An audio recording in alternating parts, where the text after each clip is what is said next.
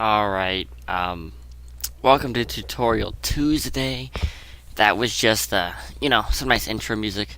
I like to let people chat and all that jazz. But let's head on over here so I can talk to you guys about what I'm doing today. So, um, today, and I know it's strange, it's like light and stuff. It's weird. Today's the last day I'm doing this whole 6 p.m. It's midnight somewhere stuff. After today, I'm going back to midnight. So back to normal time. No more of this. If you're watching Tobo too, good job. He's streaming right now as well. So that's pretty cool. But tonight, today, daytime, basically daytime, we're going to be looking at two techniques that spies can employ and how to best deal with them as sniper. Because these are some interesting techniques. They are not, this is how you do it and that's all there is to know. There's quite a bit of nuance and understanding that I feel like could easily be ignored, which is bad. You wanna consider what you're doing and the best way to do it.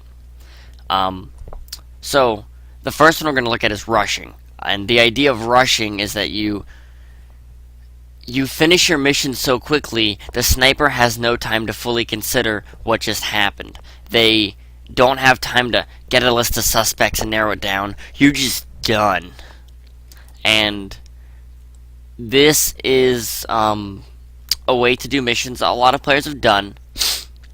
And it's not like hidden. It's not like nobody's ever done it or anything crazy.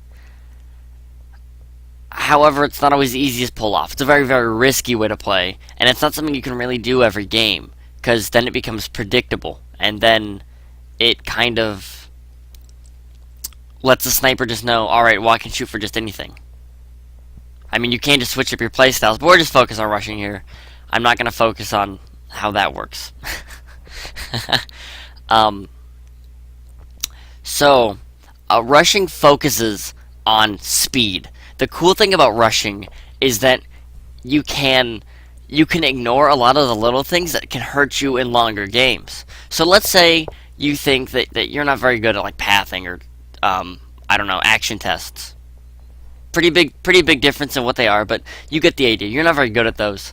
Um, and what's awesome about rushing is that those will matter a lot less when you just win the game by the time they would notice one of those things. I mean, sure, you might get a red on your swap, but if that's the first thing you do and they don't have time to memorize, what does it matter? And that's one of the coolest things about rushing, is that it takes a lot of the concepts of sniper, about being patient, about waiting, and flips them right on their head and makes the snipers worried. It makes them take shots with very little information, which can really just give some snipers give a few spies just the game. Just win it outright because they don't know what to do. It's great. When it works, it's amazing. But as I said before, and I want to reiterate, very risky. A lot of players generally will go into a game saying, I'm going to rush this game. This is a game I'm going to rush because I want to keep the sniper on their toes.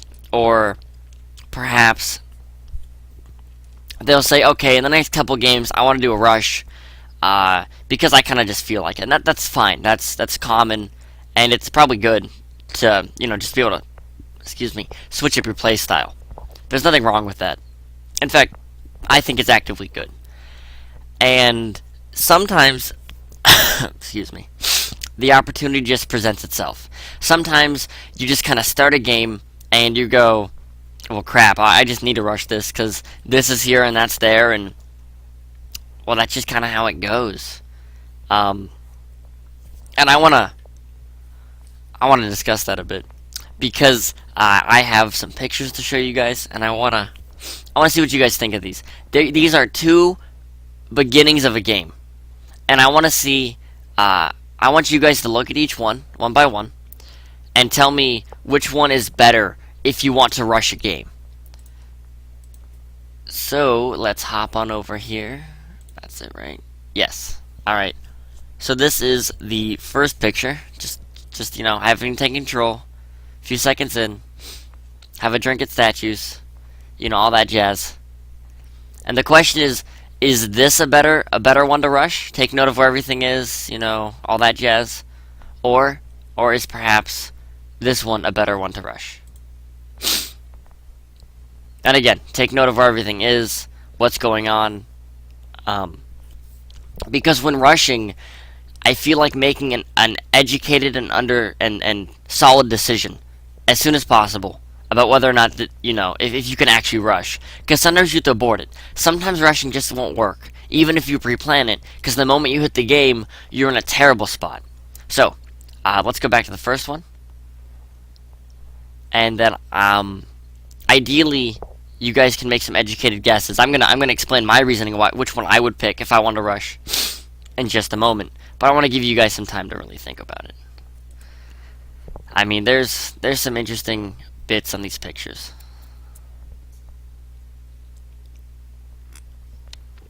Alright, one more time. I want to give people time to look at these. Because I feel like if I just kind of go through them and explain, you just agree with me. But, it's good to have your own opinion. There's nothing wrong with that. I'm just saying what I think here. And then on the other one. So, I want to say, I'm going to say my opinion right now. So, if you're watching on the VODs, or even in real life, you can just pause and formulate your own opinion. Don't worry about it. But here's what I think. This one right here, where I'm a powder blue jacket, is the worst one for rushing. Because I'm in a CC, I'm already talking, so I can't just abort. I guess he is talking. I guess I could just abort, but it's still not great. The ambassador's on the other side of the map, so I can't do a quick bug or anything like that. Toby is also on the other side of the map, so I can't purloin. I know it's practice spy mode. I'm going to pretend it's not there. I don't want to go into that right now. Walking to statues, the sniper's probably a time to memorize statues. And the double agent is not in a conversation. So most of my missions are pretty awkward to get to and do more than one at a time. Of course, bookshelves are always going to be there and all that jazz. The other one is the better one, and I want to explain why. So, luckily, I started at a statue. Now, I have a drink, which I don't like, but that's fine. You just gulp it, you swap, or you inspect, you swap, and then you walk on over to the Amba, who is hopefully moved, maybe to over here or over here-ish. Maybe to these books. And you can actually do some real missions real fast. Then you walk on over, banana bread, and you throw the sniper off. It's things like that that make rushing effective. Things like that say to the sniper, I'm not going to let you get a grasp on this game. And by the time you do, even if I will let you have a grasp on this game, you will have already lost the game by the time that happens. And that's what makes rushing such a valid tactic. So, to reiterate, just all your missions are easy and quick to get to. They're fast. You don't care if you get a red swap, because you don't want them to have time to even look at the statue. You don't care if your BB's bad, because ideally, well, I guess you do care. I mean, well, if your banana bread's bad, that's fine, because they're probably too confused, and they probably wouldn't expect it. If your bug is bad, that's a little different, because if they're even kind of keeping track of the Amba, it's rough. And that's why rushing is really risky, as I've already said, but I want to reiterate. And this is the other one. It's just everything's too close. It's just not great. It's nothing. Everything's too far, rather. Misspeak. And you can't do much here. Let's see. And then let's just jump on over to here. So, hopefully, that gives you a good understanding of what you want to look for when you want to rush. And sometimes, you just plop into a game, and you see it. You see the ambassadors right next to you, and then you're right near statues. Take control, you bug, you swap, you BB, you seduce, and you just kind of win. And that happens. You don't always need to plan in advance. It's just that rushing requires a certain kind of mindset. A mindset that says, I'm going to go all out. I don't want the sniper to have any advantage here. And if he sees it, he sees it. That's fine. But I don't think he's going to expect it.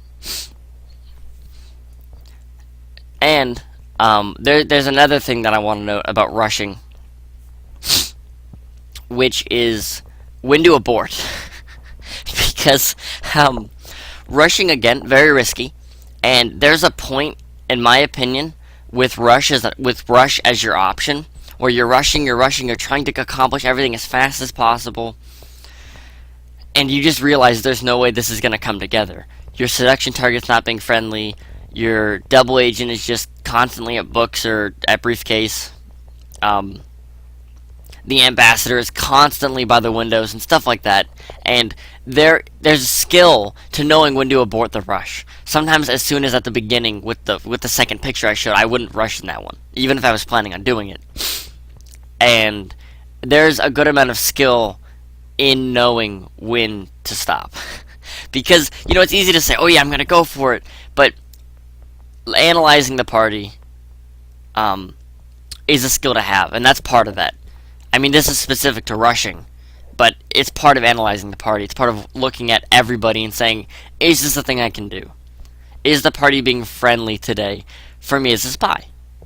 And as sniper, there's a few cool things you can look for when you suspect a rush. And I would say generally, a lot of it's a gut feeling. I'm not saying that's all you can rely on. There's more things than that, trust me. It's a gut feeling where you feel like things have been going past you and you've just been missing a lot, and that happens. And sometimes you just catch it. Sometimes you just catch that bug or that purloin or that swap, and the rush fails. And that's usually what happens. That's why the sniper side of things aren't as interesting, because you're just playing sniper normal. You're playing it solid. You're just playing your normal sniper game. Nothing crazy's going on except on the spy side, and you're there to counter it. You're there to say, nah man, this isn't what's happening. But if, say, the spy plays a whole bunch of slow games in a row, you expect that, and that's going into a bit of metagame. But I just want to, bear with me, I swear, I'm not going to go too deep here. And then the idea is that the spy will, in some ways, want to pick up the pace to catch you off guard.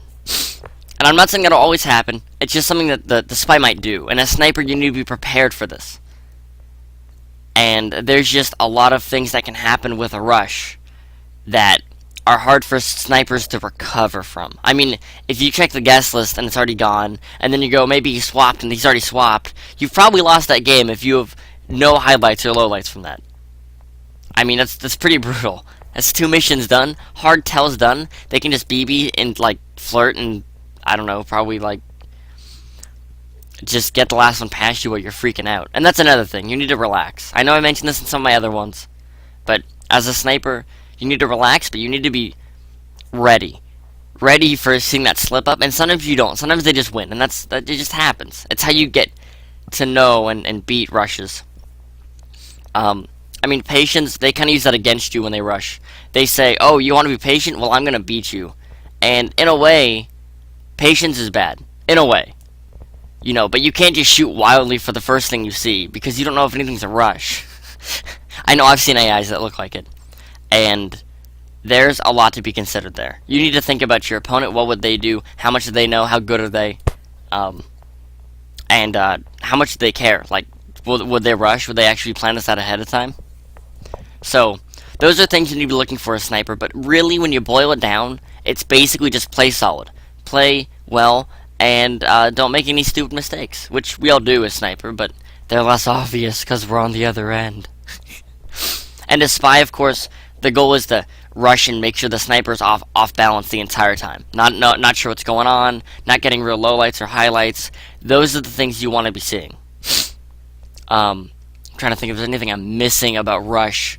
Anything at all. Let's see. So, the biggest thing I want to mention about rushing, though, because this is actually it. There's really not much to say. I mean, just do your missions quickly. But I want to go into it a little bit more about specifics about what's good and what's bad. Is that it's a risky proposition, and I think that when you're a newer player, it always looks enticing. You're like, well, if I rush everything, then the sniper can't do that stupid highlight, low light thing they kill me with, because I had shielded that one game. And I can see the appeal, because you just kind of say, oh, well, yeah, well, then you see up all this stuff that makes snipers in the late game better than spies. Because generally you rush in the early game, which I'm going to go over later, actually. But at the same time, you can't rush every game or else it becomes expected, and then it loses the surprise bit. And that's a huge bit of it. I mean, you can rush over and over and over, but the effectiveness drops dramatically. And so with that, I actually think that's all I can really say about rushing. I'm not a rush master or anything, but I know what's going on. I know how to handle and what to do with them. Um, and yeah, so that's all I'm gonna say there. The other topic I'm gonna talk about today, and this is all gonna remain one video for the record. That's part of the reason I combined them, was to make sure they would fill up enough time. I was worried about that, and also because of the way they interact. The next one is framing, and framing has some interesting, how do I put it, options. I like framing a lot. It's hard. It's so hard to do perfectly, which is why this is just a tutorial. It's not going to make you a master at framing, but it's going to give you the pros and cons and different ways to frame. So, in my opinion, framing is attempting to have the sniper shoot somebody who they think is the spy because they are so suspicious that person is probably the spy. You would probably think that at higher levels this doesn't work. I would kind of assume, because the players are good, they're good at being inconspicuous and being not seen. And I almost think it's not the entire other way around, but it's still pretty much the same. You know, we're at the point in some ways where it's like, oh, well, that's suspicious. And we both know that, so we're just looking at different things in some ways. But it's still the same basic, you know, this person's suspicious, I want to frame him, I want to make it look like he's the spy, not me. And I'm going to go over the two basic intrinsic ways to do that, because there's two subcategories of framing. The first one regards your seduction target. It is a time-honored tradition. Not really. To frame your seduction target, because it's much easier than framing anyone else. The three big pros are that you can red test them. That's the huge one, really. You can red test flirt them. You can make them do wacky stuff that only a spy would do. Of course they will, but the sniper's not thinking about that, ideally. You can make them leave conversations and books and statues and just do some weird stuff. So, with that said, you know that they aren't a suspected double agent, which is something I'm going to go over in the other one. You know that there's no way the sniper can know who they are. There's no way. And also, they're easy to find because they always have that big red triangle over their head. So, as a player, you can plan your next move around where they're going. They're not hard to find. They're not easy to miss or anything, if that's what you're trying to do. If you're trying to frame them, that is. And then the other one is basically it's a non-seduction target frame. It's where you're at the party and you're playing for a bit. It usually doesn't happen immediately. It's not usually like a constant always plan. But sometimes somebody acts so suspicious, you just kind of have to frame him. You know, his walking was so bad, I had to frame him, for example. Or, oh, I don't know. Maybe, you know, he green swapped for you, and the sniper clearly missed it. And you go, well, I have to frame this guy now. Screw my missions. I'm going to go for having a sniper think that's him. And there's a lot of ways to continue to make somebody look more suspicious. Now, a lot of them are very risky, but they pay off when they pay off. They really do. And that's why framing is kind of interesting, because with rushing, it's kind of just like all in, kind of just whatever. And with framing, you have this kind of balance where you have to understand, alright, how far do I want to go? How far am I willing to bet that this sniper is going to shoot this guy? And how far am I willing to go to make it look like it's him? And that's something you need to consider. So, I want to go into the practice mode right here and show how, just the degree of control, because I feel like a lot of players don't fully grasp the level of control you have over your seduction target, which I think is funny, to be quite frank. Let's see. So we got practice, spy, and then we'll just go to ballroom or something. Just go to ballroom. My ST is right here. Leave. That's right, you leave. Now that just seems kind of cute, but you can do this. And the end of red.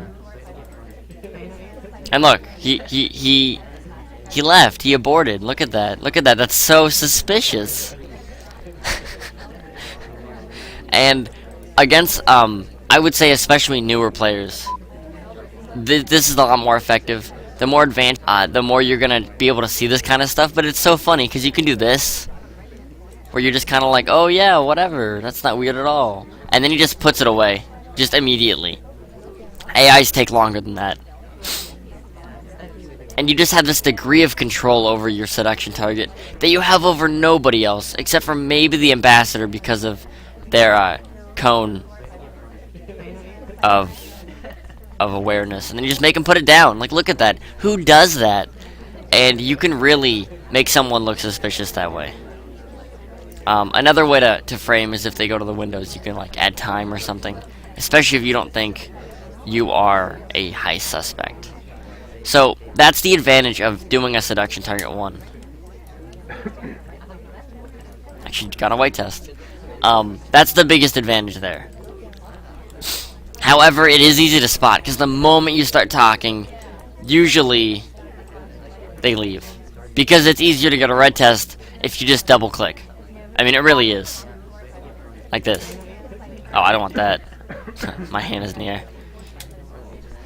That doesn't mean you need to. The other one is a little harder to show, but I would say it's very easy to describe because we've all been there. So those are the ways you can control your seduction target. Those are the big ones. But with a non-seduction target person you want to frame, it's a lot different, because the pros of that is that they might act so much more strange than your seduction target or anyone else, that the sniper will say, alright, I'm shooting this guy if it's anything else weird, and you can banana bread for him. He's talking, you can green BB or even white BB. The sniper might not care at that point. But you don't know. The biggest con of a non-seduction target frame is the possibility that it's a suspected double agent. Now, I know, a lot of us have been there when you see somebody do something super weird, and all you can think to yourself is, man, I hope the sniper noticed that. I hope the sniper is thinking what I'm thinking. And then you try and frame them, and you frame them, and then the game ends, and you said they were a suspected double agent. And that's pretty brutal, in my opinion. It really can just hurt your willingness to frame. But do not despair. That can only happen so often. I mean, the odds are pretty low. And you also have to be banking on the fact that your opponent is seeing what you're seeing. So let's say you're playing on Ballroom, and at the beginning of the game, or I don't know, halfway through the game, White Danger is walking all funny. White Danger is acting super weird, and you're staring him at a spy like, I need to frame this guy. And you frame him, and you try to frame him, and you try to frame him, and you just time out. And you say to the sniper, that was totally the spy. White Danger, why didn't you shoot him? I was trying to frame him over, and I did such a good job. I green BB when he talked. I green swapped, and he picked it up. What happened? And the sniper goes, oh, well, I was looking at statues when he was doing all that weird stuff at the beginning, and I wasn't paying attention. Which is something you need to consider. You need to understand that the sniper might be not only looking at different things, but looking at it entirely, playing on a different level than you are occasionally. And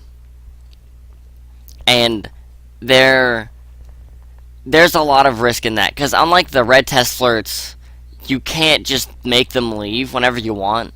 You're a lot more on the whim, but at the same time, if they act weird again, you're probably golden. You might not even need to do anything, to be quite frank. And I would say the best way to describe framing, to be quite honest, is getting in your opponent's head and abusing the information therein. Because framing is, I'm sure it's about making someone look weird, but let's say you're playing someone who highlights for something that not everybody does. And so you say, okay, well, that AI did that, and only this guy does this.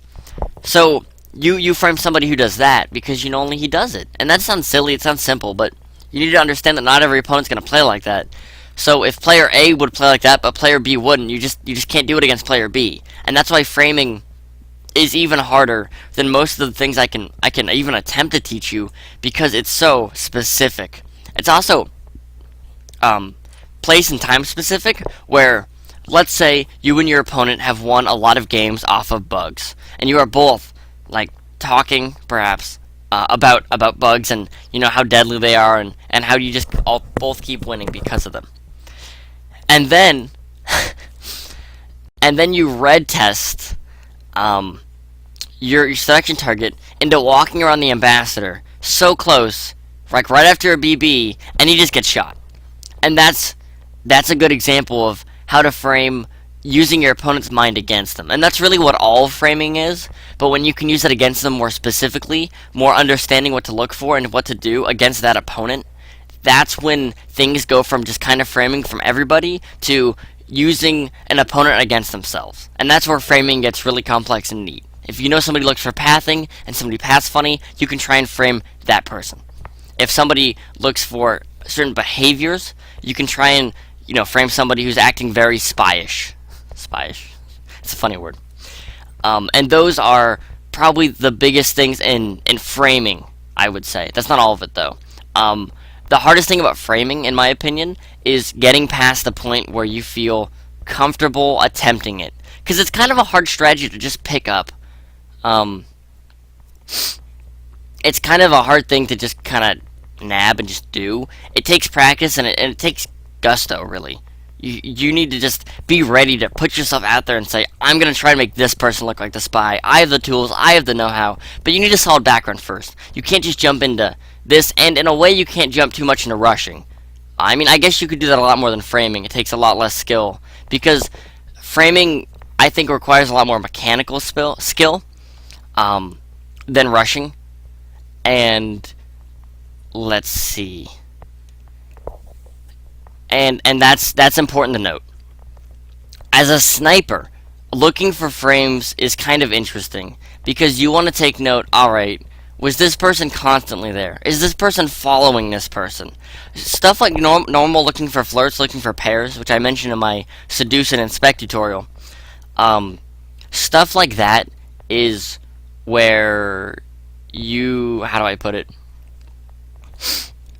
Is where you can figure out what's going on beyond that. And you can look for, if you think your opponent's framing, it might just be best to low light, highlight normally, just keep watching, and if you think, they're going to try and frame someone, just relax. If an AI acts super weird, you just have to tell yourself, well, maybe he's going to try and frame him. It just happens. And sometimes they're so suspicious, you do have to just kind of shoot. But because they're using you against you, you just have to keep calm and understand what's going on. And that's probably the hardest part of sniper. It's being patient. It's a polar opposite of what you need to do with rushing. With rushing, you need to be able to use what little information you have as effectively as possible. But on the other end, you need to be patient and relax and understand that the spy might be trying to mess with you. And the other bit I want to talk about framing, this is probably the last thing I'm going to mention besides my ending stuff, which I do have a minor announcement. Minor. I guess it is a large announcement. I don't know. So sometimes when you're framing, you fail. That just happens. You kind of muck up and you don't have anywhere to go. Let's say you're trying to frame White Danger and you use your selection target. And so he's not the DA, you know that. He's done some weird stuff, you know that. But then he paths beautifully into a CC and does a whole bunch of very AI stuff. And you're like, well, crap, he just ruined that. There's no way I'm probably going to do any of that, and he probably knows that. So, he might get a low light, he might get a neutral light. Well, this is part of the reason why I put these two together. Because although rushing is normally something you do at the beginning of the game, you can do it as a last hurrah. And I know a lot of players do. They kind of just rush things at the end. But let's say you've only done one mission, you have 3 more to do. If your framing has failed, you can just go for it. You can say, my frame failed. I don't care anymore. I'm going to go bug, and then I'm going to swap, and then I'm going to purloin, and that's the end of the game if you don't catch me immediately.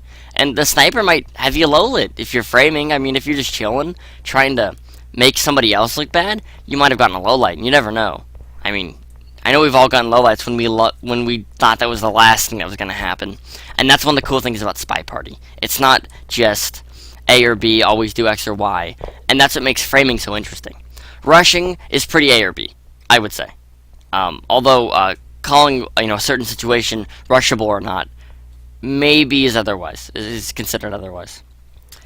But if your frames fail, then I think rushing is a very viable substitute at the end. When you think, alright, he's probably not going to shoot. But it depends on how ready you are to go the distance. If you're ready to go the entire thing and just go frame, if it works, yeah, man, you're good. But sometimes it doesn't. Sometimes you're not feeling the sniper is really getting into it, or you're not getting in their head. And that's when you need to say, I need to change gears. And that's fine. There's nothing wrong with that. In fact, it might be a sign of a really good player, if an even better player, because they're willing to recognize when what they did was wrong and then just switch. Let's see. Is there anything else that I really need to talk about?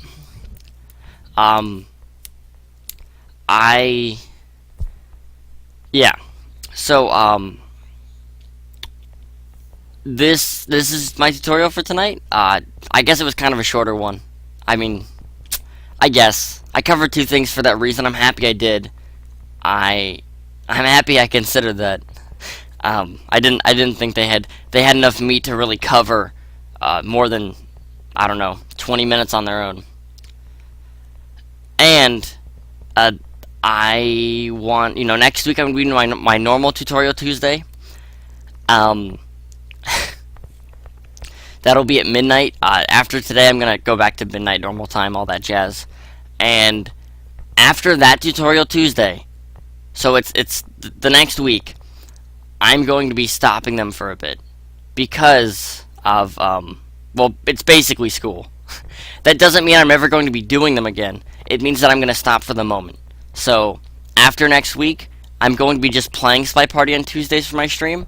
I will not be doing tutorial Tuesdays for a bit. I need to see where everything lands, and right now I don't think I can.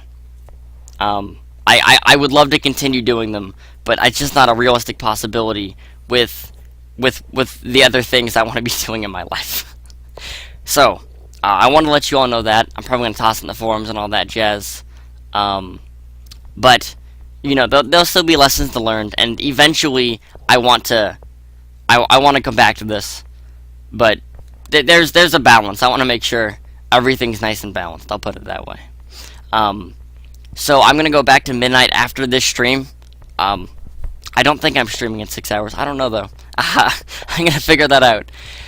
Thank you for watching. I hope this helped. I hope this made sense and maybe gave you some perspective on what style you might lean toward, and maybe try the opposite. And I'm going to have a lot to talk about next week as I wrap this up for a bit. So until next time, I'm Drawn Onward.